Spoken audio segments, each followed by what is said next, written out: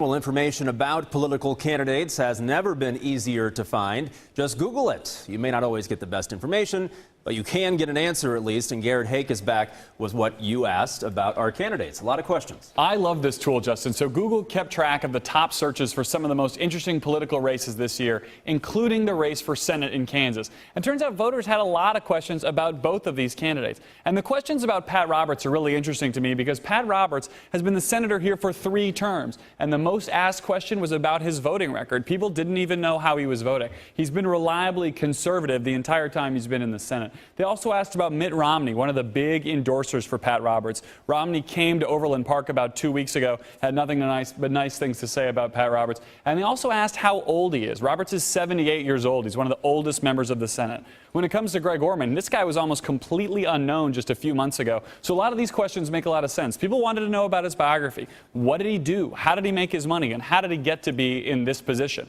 They also asked about gun control. This is one of the positions the conservatives have gone after Orman for because he said he is in favor of background checks for purchases at gun shows, although he owns guns himself. And voters also asked about both candidates' net worth. This question comes up all the time.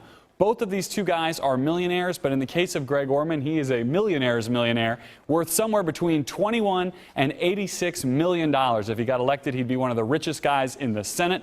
He's already spent about $3 million of his own money on his campaign. And when the next round of reports, Justin, come out, we could find out he spent a lot more than that. Just another indicator of how close this election is and how many people are dialed into it and trying to figure out where they're going to go and who they're going to vote for today.